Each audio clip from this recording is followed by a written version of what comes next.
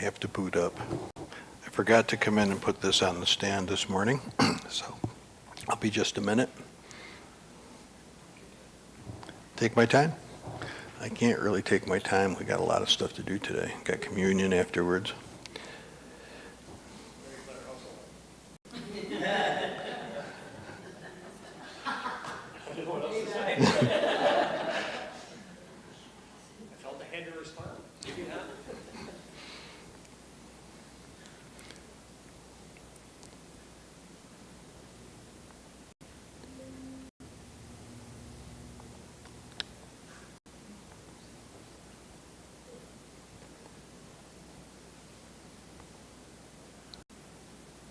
Okay. Are we ready? Where's the projection?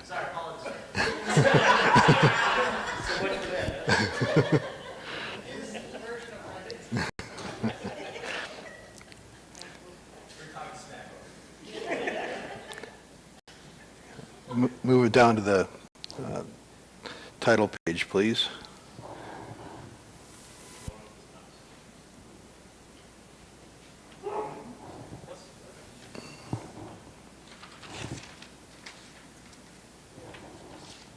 One more.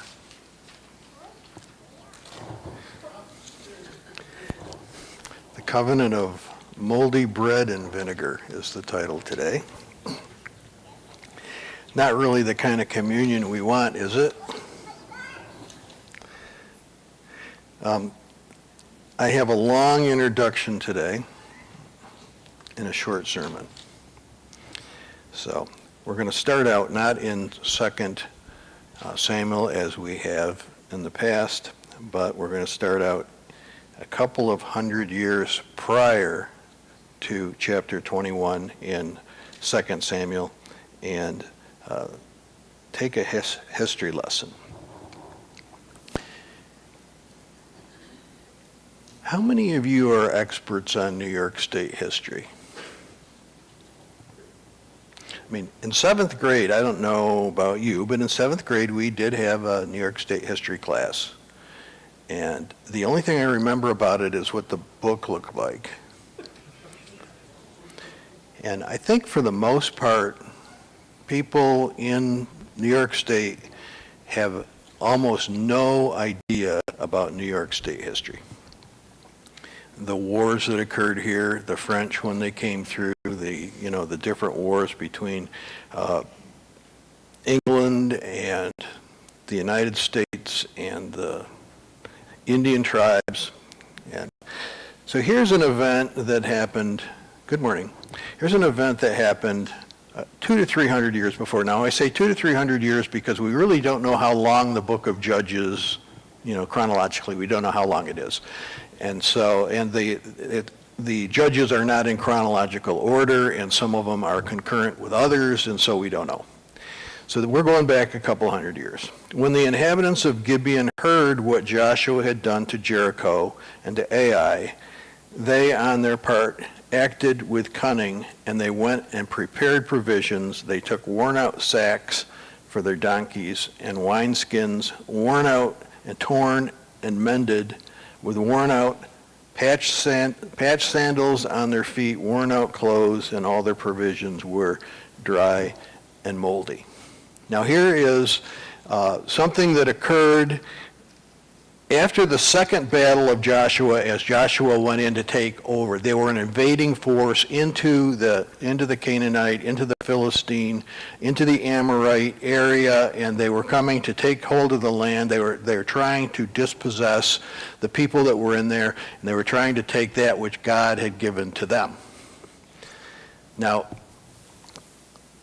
I think this is on a related subject, but not totally unrelated.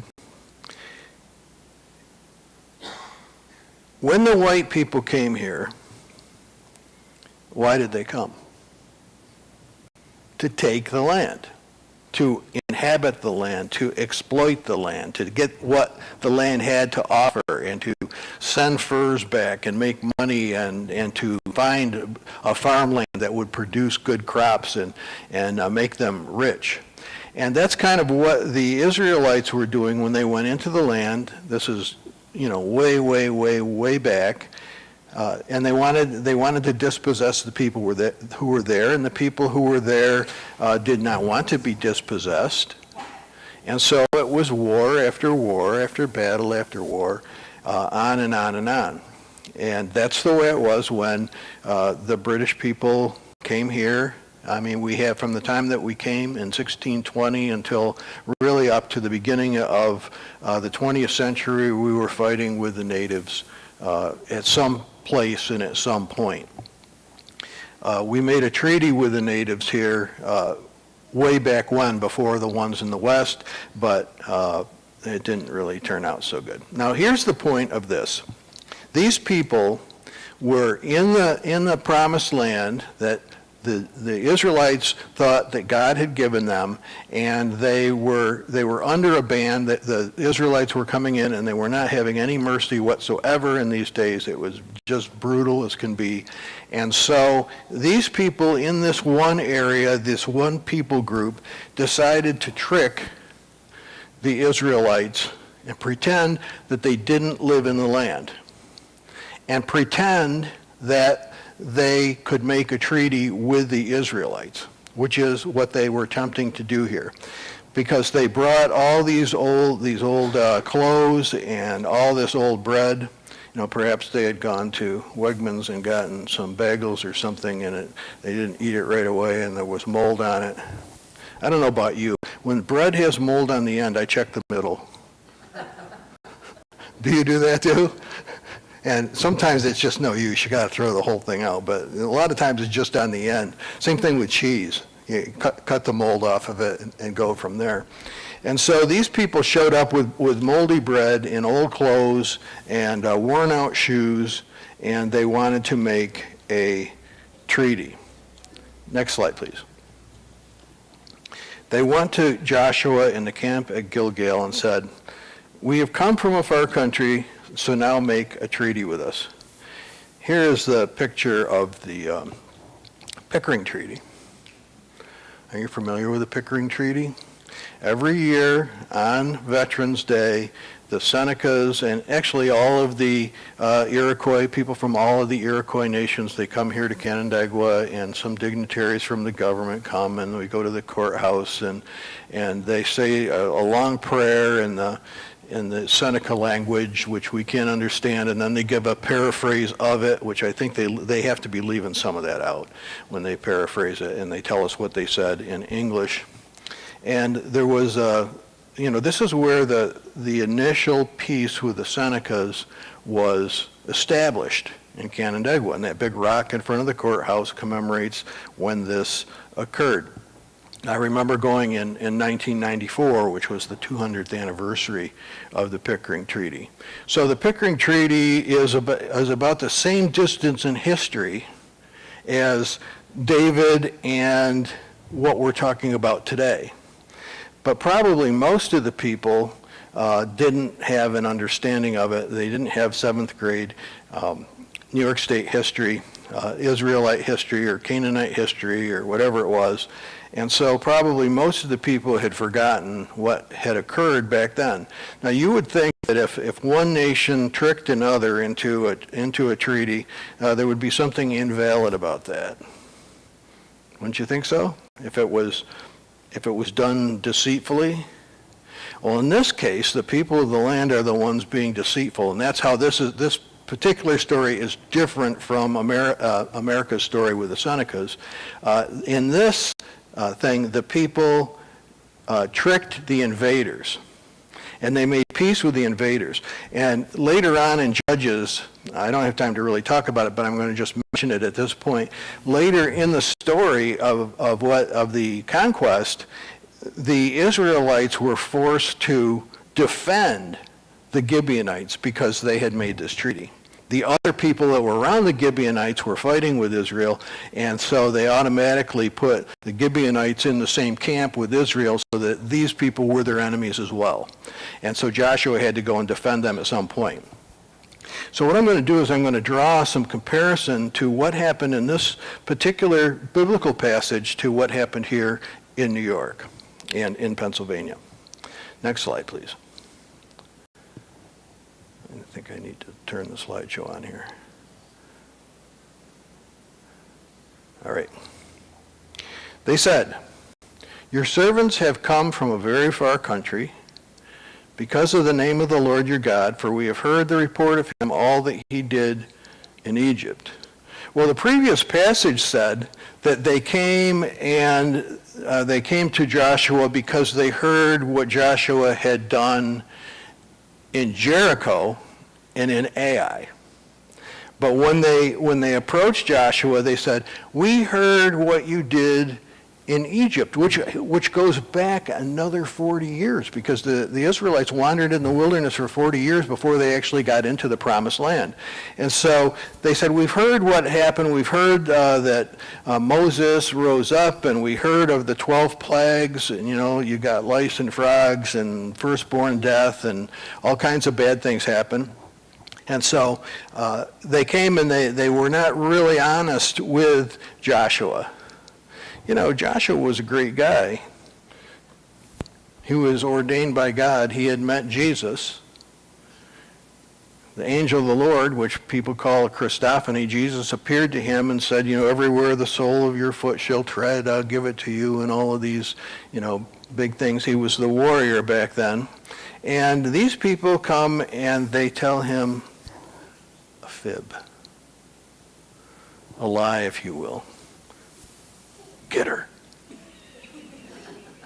Run! Run!"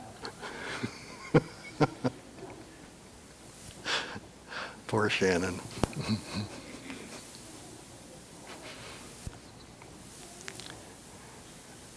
It's a good thing we have kids, or we wouldn't be around in the next generation. "We've heard that God is with you, and we want to be with you too. We heard how mighty your God is, and we want to be with you too. We want the benefits of your God.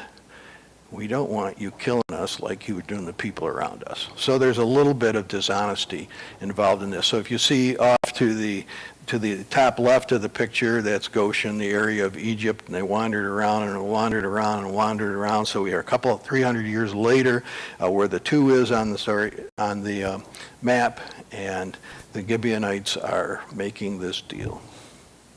"We're going to be with you." Next slide, please. "So our elders and all the inhabitants of the country said, 'Take provisions in your hand, go meet them, say, we're your servants, come make a treaty with us.'" Next slide. "Here's our bread.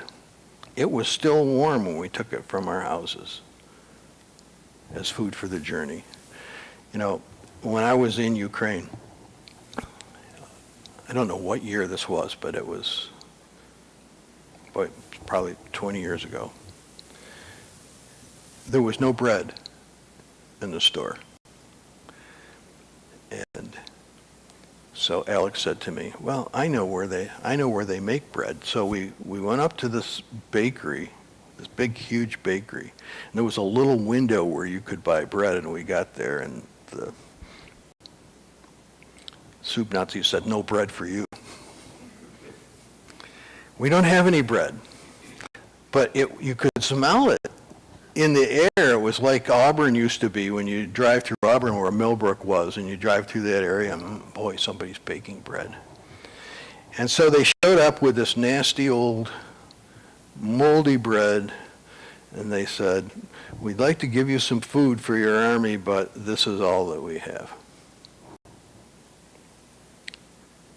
These were fresh when he left. And the wineskins, they should have figured out from the wineskins, because the wineskins are burst. And we know from the New Testament, you don't put new wine in an old wineskin, because if you do, the bags will burst. And so they should have figured out the fact that there were burst bags, that this was some sort of a lie. But they didn't seem to understand that. Next slide. Now let's talk about Canandaigua. This is from the Buffalo Historical Society, and it shows to the right, you see the dotted line from the top of Lake Ontario to the Pennsylvania border. That's called the preemption line. And it runs right through, from Lake Ontario through Geneva, right to the Pennsylvania line. Now, there was a problem when they surveyed the line. They miscalculated it either on purpose or by fraud, and they moved it over a little bit so that the area of Geneva was not in the sale. That's why there's an old preemption line and a new preemption line.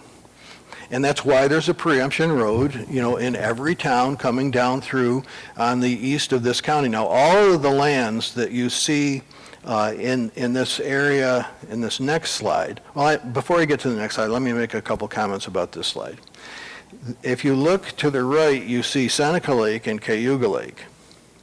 And if you see an old map of New York before 1826, it says Cayuga Reservation. Have you followed what's going on with the Cayugas? Have you seen that in the paper, or don't you care? Or, you know, there's nothing in the Canandaigua paper, but they're in the Geneva Times, there's articles all the time. They're fighting with each other. Because Clint Halftown is the government representative from the Bureau of Indian Affairs, and he is in an argument with the elders of the Cayuga Nation, and they've bought some land over there, and Halftown has taken his hired police, which are mainly not Indian police, and they're going in and they're burning down, not burning down, but they're tearing down gas stations and houses and stuff with a bulldozer. Have you seen that? Have you seen that in the news? It's recent. And it's just a mess. And the Cayugas are the only ones that don't have a reservation, because New York State said to the Cayugas, we'll give you $1.50 for it, and they sold it. And the argument is that New York State bought it and sold it off. Now, you have to understand that that reservation includes the entirety of the East Lake Road of Seneca Lake and the entirety of the West Lake Road of Cayuga Lake. How much is that worth? Think about the billions of dollars of value there. And so the New York State bought it, but the treaty says that the only people that can buy it are the United States of America. And so they say it's an illegal treaty. The women who were in charge in the Iroquois, they never gave their assent to it. The men who signed the thing were tricked into it, and we want it back.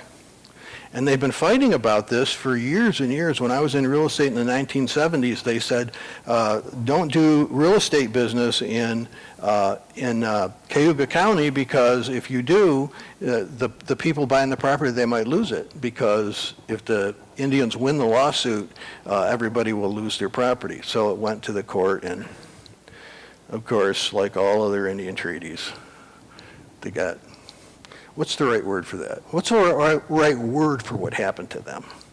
They got screwed out of it. And so now they have 15 pieces of property in Cayuga County. So let's move to the next slide and talk about Canandaigua.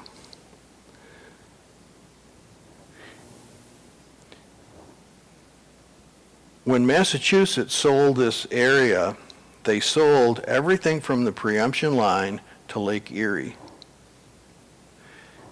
But when Phelps and Gorham made their agreement to purchase, they agreed to purchase everything that they could get clear title from the Senecas.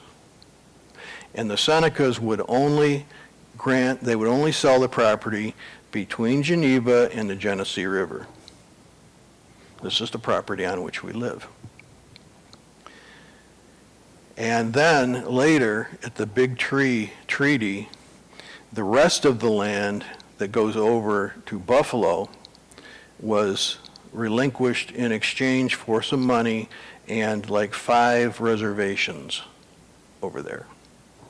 5 Indian reservations, including the city of Salamanca, New York. And so basically, they were sold this property for an annuity where the money would be put into the bank, and then they would get the annuity every year perpetually. But it was in dollars. And so in 1931, in the Great Depression, my grandfather worked for $1 a day, which is he got $6 a week to live on. Nickel candy bars, which are now $1.25, were 1 cent in those days. And so today, they're still getting annually the dollars, which are not even worth 1 cent in comparison to what they were worth at the time. So once again, they're getting screwed. They had a treaty, but the Gibeonites had a feeling that the Hebrews were people that were good to their word, and so therefore they weren't afraid to make a treaty, but the Senecas were making treaties with people who had no intention to keep them.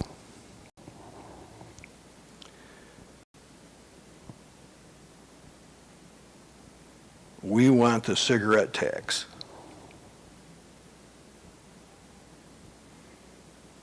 Do you know the Senecas have a right, according to the treaty, to hunt on any piece of property in Western New York?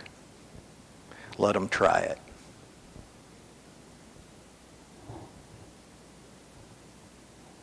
They'll be kicked off. This is posted property, get off. But I have the treaty, the Canandaigua Treaty says I can hunt here. Yeah, try it. So at the Big Tree Treaty, they kept some of their lands and some of their reservation,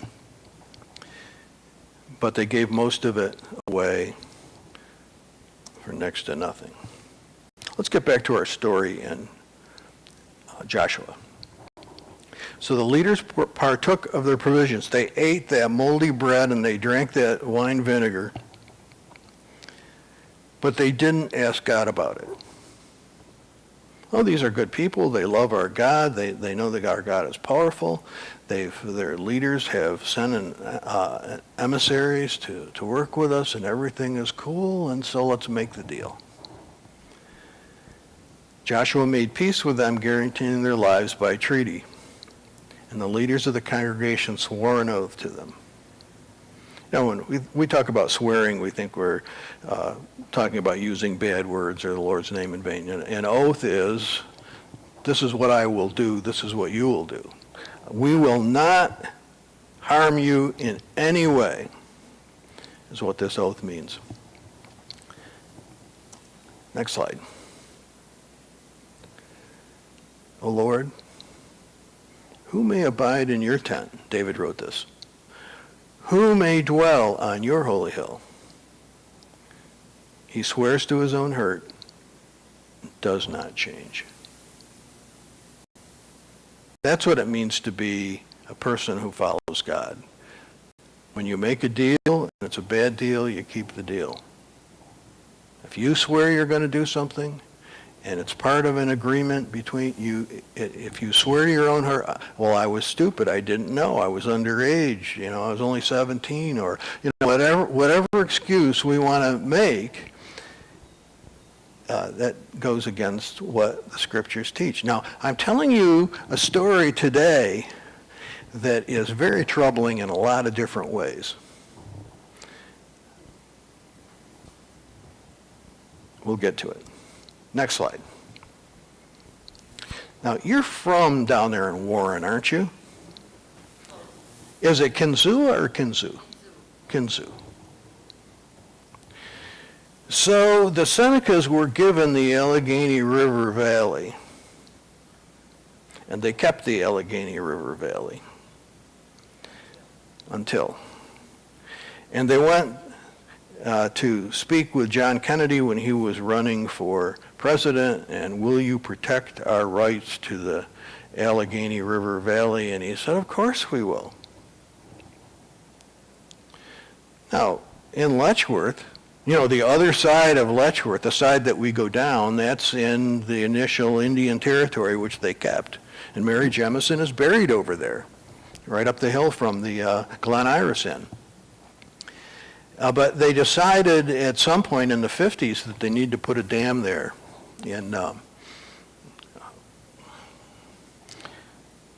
Mount Morris. They needed to put a dam in Mount Morris because when the Genesee River floods, it would flood Rochester. And there'd be water up to people's ankles in Rochester. And so in the 1950s, they decided they needed to put that dry dam in there. And a little bit later, that worked so well, they decided that they would avoid flooding in Pittsburgh by putting the Kinzua Dam in on the end of the Indian reservation and turn it into a lake.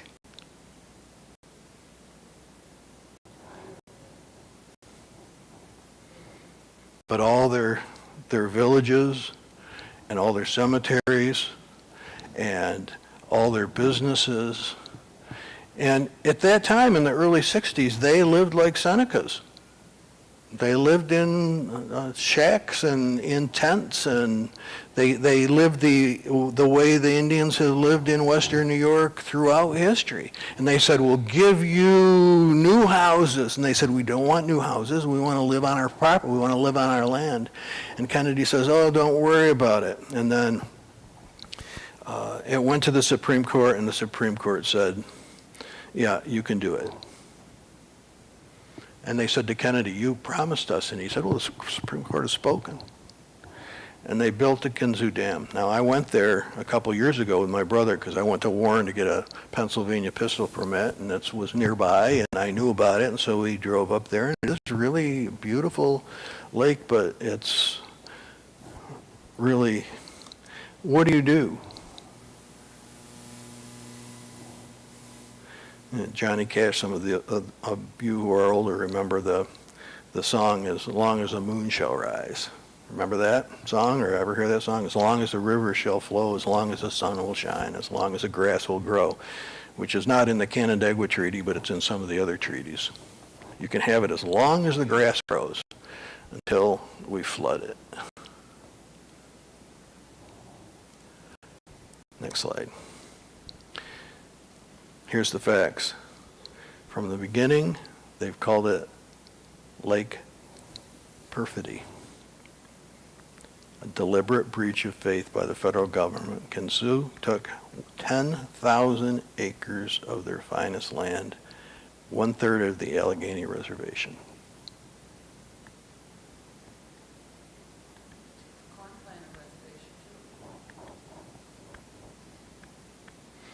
They said that they exhumed Corn Planter and brought him up on the top of the hill and buried him there, but how do they know it was Corn Planter? You know, there was a monument down there that said Corn Planter, but the Indians say, well, you know, we're really not sure. His bodies have been moved up there. His body was moved up. He was one of the people that signed the treaty, in the Treaty of Canandaigua. Corn Planter was one, along with Forest Fire and Heap of Dogs and a bunch of others. Deceitfulness, untrustworthiness. So you, what on earth is this preacher talking about today? You know, where is the...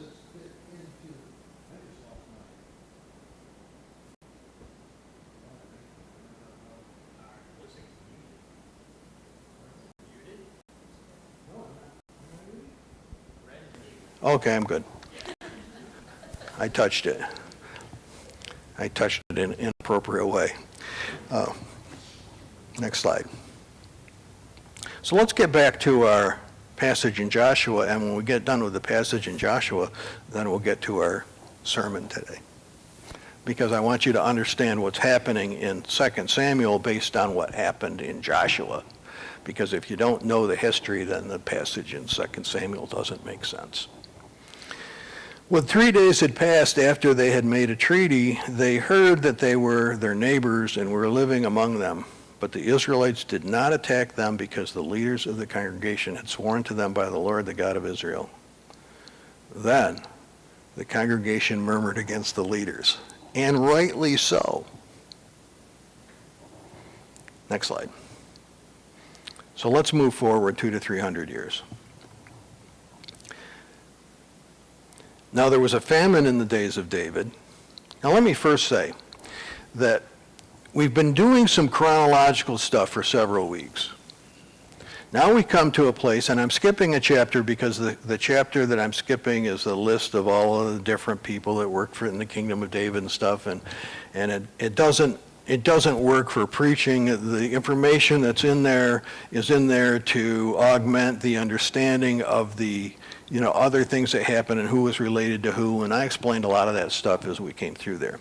So I skipped over a thing, and now we have a passage which occurs somewhere around chapter 9, and we're in chapter 21, because Mephibosheth is mentioned, and he doesn't come in until around chapter 9, and so it's right in that vicinity, many years previously to the things that we talked about in recent weeks. There was a famine in the days of David for 3 years, year after year. And David inquired of the Lord, and the Lord said, "There's blood guilt on Saul and on his house, because he put the Gibeonites to death." Now, there is no mention anywhere in Judges or Samuel of Saul putting the Gibeonites to death. This is the first we hear of it. But it occurred at some point where Saul said, we got to get rid of these people, and he violated the treaty that had been made 200 to 300 years earlier, and he says, these people don't belong in the land, and we got to get rid of them, and so he starts killing them. But they're protected by the treaty that was made 200 to 300 years earlier. Now, do you see how this correlates with what I'm talking about with the Senecas? It's almost an identical issue. There's blood guilt on Saul and on his house because he put the Gibeonites to death. So the king called the Gibeonites and spoke to them. Now, this author is assuming that some people don't know this history, so there's a parenthesis in here. It says, the Gibeonites were not of the people of Israel, but a remnant of the Amorites. And although the people of Israel had sworn to spare them, Saul had tried to wipe them out in his zeal for the people of Israel and Judah. These people don't belong here. We need to get rid of them. I would postulate that probably deep down in our psyche, we are afraid that this unrestrained immigration is going to do to our children what we did to the Indians. How many of you think I'm right about that?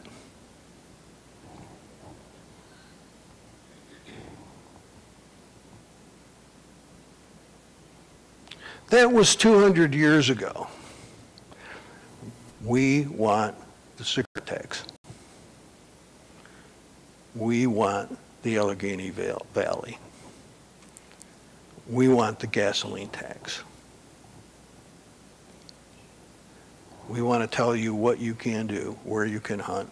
Now, the only thing that the state does about hunting is they do give them a free hunting license, but they have to hunt on the reservation, not on Western New York like they were told that they could. And so in this narrative in Samuel, David's wondering why that they have this famine for 3 years. Well, a famine is the result of one of two things, war or lack of rain. And so he somehow ascertains whether he used the Urim and Thummim, which we talked about, the dice to figure out, is it because of this? Is it because of this? Is it because of this? And, it's because of Gibeon. Saul. No, this is probably 40 years earlier what Saul did. And do you believe that the hurricane can be the result of God's displeasure or the earthquake? I mean, whenever somebody says, well, God's punishing New Orleans, some Christians say God's punishing New Orleans because they're a decadent city and, the Mardi Gras is not God's plan. They're taking God's Lent and turning it into, I can use the word that they would say, So God sent the hurricane to destroy the city. Is that how you view God? Apparently, this is how David views God. And apparently, I hate this passage. I don't like it at all. It's because of what somebody else did at a different time, and they didn't keep the treaty, and therefore I'm going to starve you until you recognize what you've done. I mean, basically, that's what it says. 3 years. Can you imagine not having any gardens for 3 years? So the king, David, called the Gibeonites and spoke to them. Next slide. What shall I do for you? How shall I make expiation? Now that word expiation is the word that is used to describe the death of Jesus and how the death of Jesus forgives us from our sins. What will expiate our sins before God? The death of Jesus, the substitutionary death of Jesus. Our sins are expiated. So David says, how shall I make expiation that you may bless the heritage of the Lord? Now this assumes that up to this point, their relationship with the heritage of the Lord has been one of a curse. I want you to bless us and not curse us. So he seems to understand that this trouble that has come upon the nation is because somebody has cursed them. These people have cursed them because Saul had come in and killed a bunch of them for absolutely no reason and in violation of the treaty. And the Gibeonites said, it's not a matter of silver and gold. No amount of money can atone for this. It's not a matter of money. Neither is it for us to put anyone to death in Israel. What should I do?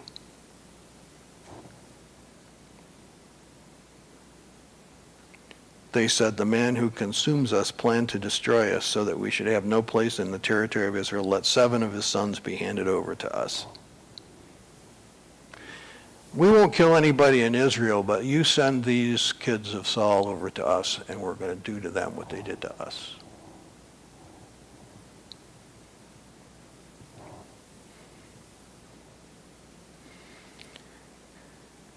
And David said, okay. Well, who are these people who he's going to hand over? They are the children of his wife's sister.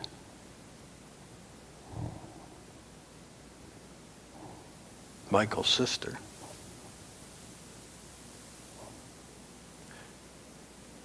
We'll be at peace, we'll stop cursing you, we'll bless you if you let us kill these people. Now what to do? You have some Christian morality. What do you do now? You can't turn them over. Scriptures clearly teach you can't turn over somebody. You know, if somebody from another nation escapes to you, you shall not turn them over. But this is even worse than that. These are Israelites. These are descendants of the former king. And I wonder, maybe I can use this to get rid of these Saul descendants. It doesn't say that, but you have to wonder if that's what's in the back of his mind. At least I do, because I'm a cynic. I'll hand him over. Next slide. Here's what the law says. Fathers shall not be put to death for their sons, nor shall sons be put to death for their fathers. Everyone shall be put to death for their own sin. In Old Testament times, what they would do when there were wars and the people around them, and they would find a leader of another nation, they would kill the leader of the nation, and then they would kill the children of the leader, and then they would take their house and turn it into a latrine. You know what a latrine is, right? place to pee. That's what they did in ancient times, and there's examples of it in the Scripture. But the Scriptures clearly say that fathers shall not be put to death for their sons. Now this has implications, because there are people that are saying that we have to pay today for the sins of slavery generations back. This would indicate that we don't. We didn't do it personally, so therefore we don't. But sometimes you have to do some things to make peace. And what do? Do you say, no, I'm not going to hand those people over? Or do you say, have at it? And he turned them over and they killed him. Hey, it doesn't sound very Christian, does it? So I've disturbed you for the rest of your life now. What do you think?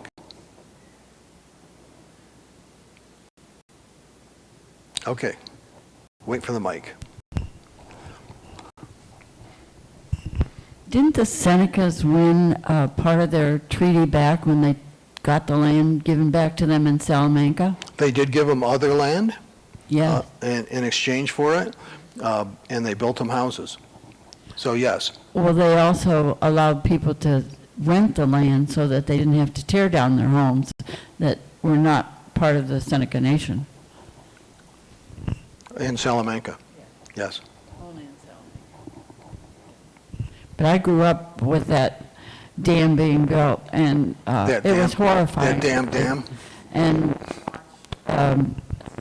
an Indian burial grave site being removed and moved someplace else. I don't know where they moved it, but it was... They moved it up on the hill. I know, but that's what they said. Yeah, but I don't know. It was awful. The whole thing was terrible. It was just destruction of people's lives, their homes, their land, everything. And you know, that I was just sitting here thinking, the Corn Planter Reservation was not very far from where I grew up. But I don't ever remember any of their children going to school with us. I don't remember that they did. As far as I know, they didn't. I don't know. Maybe they taught them on the reservation. That could very well be.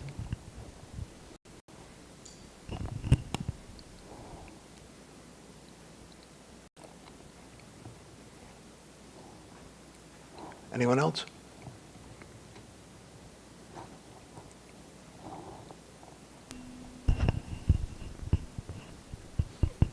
I'm thinking about my own life. You definitely put as Greg Kokel would say, you put a stone in my shoe, which is a little annoying to me, but it's worthy of, I think, real contemplation. I just wrote that much of the evil in the world is a result of unintended consequences of good intentions. And, you know, you hear things like, what you do in Vegas stays in Vegas. What you know, do whatever you want as long as you don't hurt anybody else. You know, I'm not hurting anybody else, you know. I mean, so it's got to be okay. And for me, I mean, with the context of what you're speaking of this morning, do we fear God? I mean, do I fear him enough to actually listen to him and do as he requires of me? And I mentioned this yesterday at our breakfast, that one of the things that God requires of me is that I love mercy. So, you know, I don't know if we can, you know, I don't know that you go and blow up the dam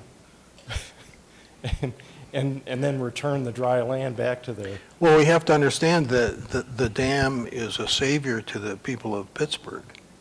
And the old people in 1960 were probably rejoicing because they remembered floods during their lifetime that wiped out their city. So one person profits and another loses.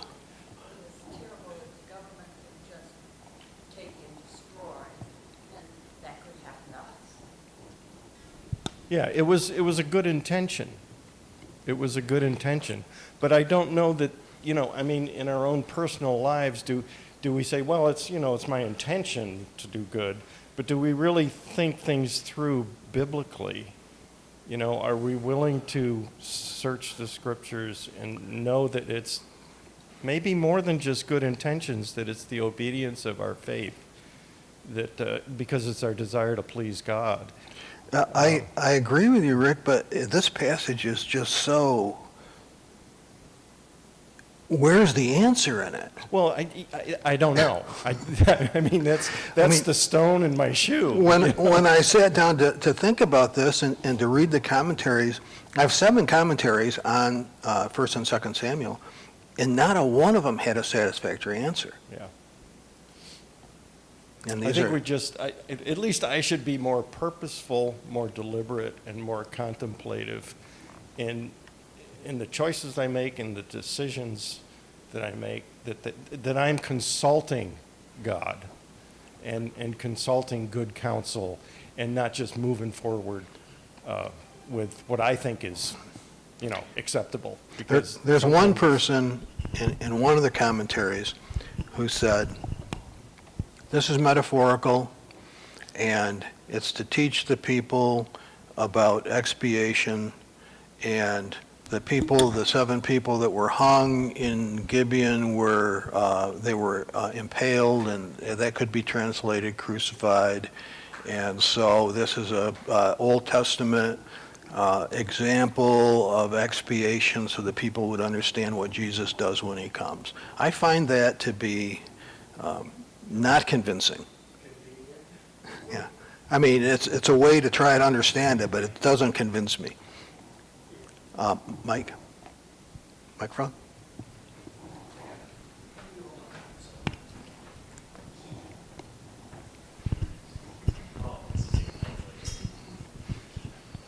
I think there's 2 things that come to mind. Is one, when situations arise, we don't consult God, and we expect an answer in our time frame. So I think we tend to make decisions that are ill-advised. They're not God's will, because we feel we have to make those decisions now, in our time, and in that, not in God's time. And I think that's what gets us in trouble. And I don't think people fear God enough. And I don't think people realize that their decisions, not government decisions, but their individual decisions impact generations ahead. The simple choices you make can have a lasting generational effect. And if it goes against the will of God, it's worse for you and those generations. Then you put yourself in a position, we'll use the Kinzu Dam. Those people are going to be judged on what they did. The Supreme Court that overrule or makes these decisions are going to be judged for what they did. And I don't think people in general take the judgment of God seriously enough in their day-to-day lives. I think there is a feeling that I've been saved, I've been forgiven, it's all going to be good. We're all going to be judged. And I just don't think people do that. And that's what I got out of this scripture. 200 years later, someone's got to make a decision about what they're going to do to get things right with God, or how they perceive what they have to do to get things right. And then the question is, in my mind, the question is, did David do the right thing? Exactly. And I can't say that he did. Right. And did he consult with God? Did he make that decision? Because Well, it says he inquired of the Lord why there was the famine. So, talking about Seneca history, they took the long view, 7 generations ahead is how they made their decisions when everybody was, doing what they were supposed to do. So 7 generations ahead, what will this decision do? The Senecas. Interesting. Well, do you want to take communion today, or do you want to take it next week? I mean, we've basically run out of time. All in favor of today, raise your hand. Next week, raise your hand. Okay, we'll do it today, because only one said next week. Let me wash my hands.